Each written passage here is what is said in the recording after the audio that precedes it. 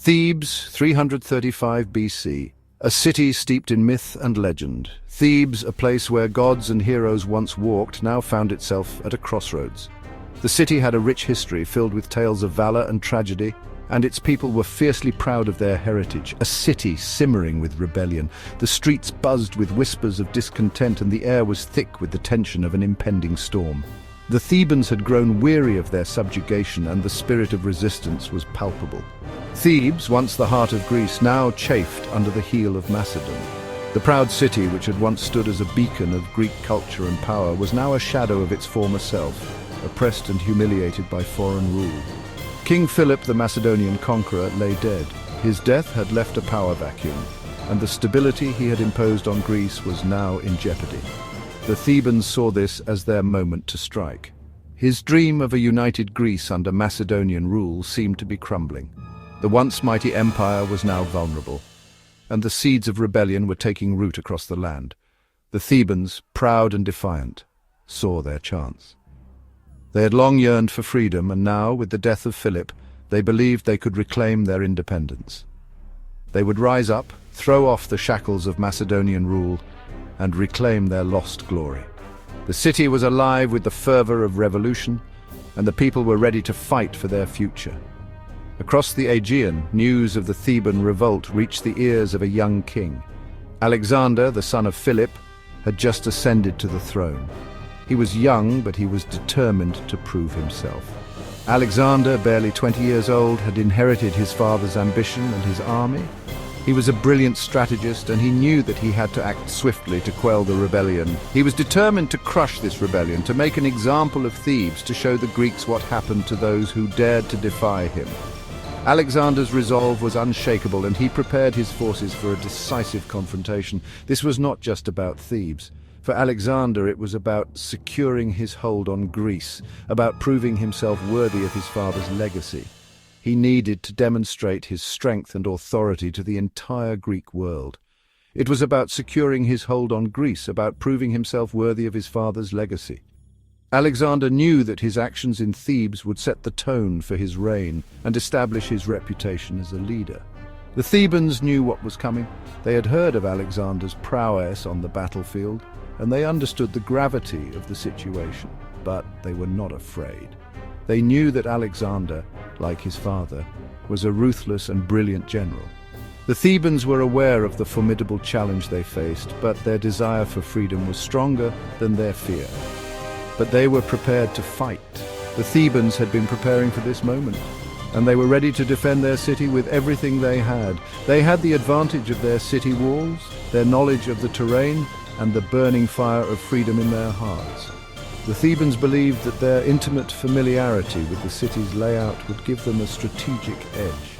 They would make Alexander pay dearly for every inch of Theban soil. The Thebans were determined to resist with all their might, ready to sacrifice everything for the chance to reclaim their freedom and restore their city's honor. Fury, cold and hard, gripped Alexander. The Thebans dared to challenge him, to question his right to rule. They would learn their place. He would make them an example so brutal, so terrifying, that no other city in Greece would ever again contemplate rebellion. Alexander moved with lightning speed. At the head of his veteran army, hardened by years of warfare under his father, he marched south. Thessaly, Boeotia, the names of the Greek city-states blurred into one another as his army swept through them. He would not be stopped. Thebes would be made to pay. The news of Alexander's approach preceded him like a cold wind. Panic gripped the Theban assembly. Some argued for surrender, for throwing themselves on the mercy of the young king. Others, their voices hoarse with defiance, argued for resistance. "Better to die free men than live as slaves," they cried. Their pleas fell on deaf ears. The Thebans, their spirit broken by fear and indecision, could not mount a unified defense. When Alexander's army arrived at the gates of Thebes, they found a city divided, its defenses weak, its people demoralized. Alexander, ever the strategist, saw an opportunity. He would not give the Thebans time to regroup or to negotiate. He ordered an immediate assault. Macedonian siege towers, bristling with archers and catapults, lumbered towards the city walls. The air crackled with the twang of bowstrings and the roar of stones hurled from catapults. The Thebans, though caught off guard, fought back with the ferocity of cornered wolves. From the ramparts, they rained down arrows, javelins, and stones on the advancing Macedonians, but their courage was not enough. Alexander's army, superior in numbers, discipline, and equipment, slowly but surely gained the upper hand. Section 5. The siege begins. Days turned into weeks as the siege of Thebes dragged on. The air grew thick with the stench of death and decay. The streets of the city, once bustling with life, were now littered with rubble and corpses. Food and water ran low, and still the Thebans fought on, their defiance fueled by desperation. Alexander, impatient to end the siege, devised a cunning plan. He had learned that a section of the city walls was less heavily defended. Under cover of darkness, he would launch a surprise attack on this weak point, hoping to catch the Thebans off guard. Section 6. Breaking the gates. As the moon hid behind a veil of clouds, Alexander's elite troops crept towards the designated section of the wall. They moved silently, their footsteps muffled by the night. Reaching the wall, they scaled it with ladders, their movements swift and practiced. The Theban defenders, weary from days of fighting and lulled into a false sense of security, were taken completely by surprise. The Macedonians, swords drawn, cut through the startled defenders like a hot knife through butter. The gate was breached. Thebes was lost. Section 7. A city put to the sword. With a roar, the Macedonian army poured through the breach in the wall. The Thebans, their defences shattered, fought back in a desperate last stand, but it was a hopeless struggle. The streets of Thebes ran red with blood. Alexander, his face a mask of cold fury, showed no mercy.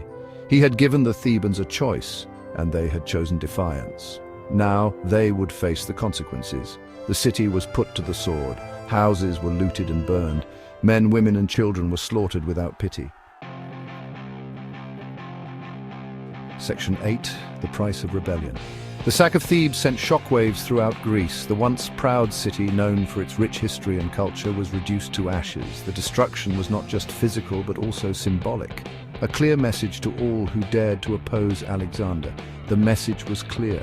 Alexander would tolerate no dissent. His actions were a stark warning to other city-states. He was not just a conqueror, he was a ruler who demanded absolute loyalty and obedience. He was the master of Greece, and those who defied him would face his wrath. His military prowess was unmatched, and his strategic mind was always several steps ahead of his enemies. The other Greek city-states, cowed by the fate of Thebes, quickly fell into line. They knew that resistance was futile and that submission was the only way to avoid a similar fate. Alexander's grip on Greece was now absolute. His authority was unchallenged, and his influence extended far beyond the borders of Macedonia. The destruction of Thebes was a turning point in Alexander's reign. It was a demonstration of his power and a testament to his resolve. Thebes' fall was a clear indication that Alexander was not to be trifled with. It marked the end of his early years as ruler and the beginning of his transformation into a legend. From this point on, Alexander's campaigns would become even more ambitious, and his legacy would grow even larger. He had proven himself to be a ruthless and efficient conqueror, a force to be reckoned with. His name would be remembered for centuries, and his actions would shape the course of history. Section 9. A legacy in ruins. Thebes, once a proud and powerful city, was left a smouldering ruin. Its walls were razed, its temples desecrated, and its grand structures reduced to rubble. The city that had once stood as a beacon of civilization and culture was now nothing more than a haunting memory of its former glory. Its people scattered or enslaved, their lives forever altered by the devastation. Families were torn apart, and the survivors faced a harsh and uncertain future. The once bustling streets were now silent, echoing only with the ghosts of the past. The city that had given birth to heroes like Oedipus and Hercules was now a desolate wasteland, a shadow of its former self. The legends and myths that had once been the pride of Thebes were now overshadowed by the grim reality of its downfall.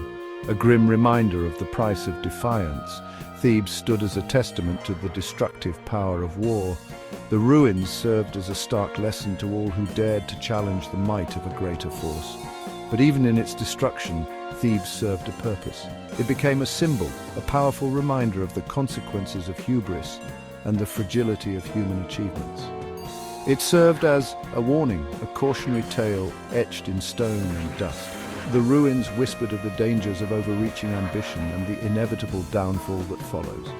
A stark reminder of the consequences of challenging the might of Alexander the Great. Thebes' fall was a pivotal moment in history.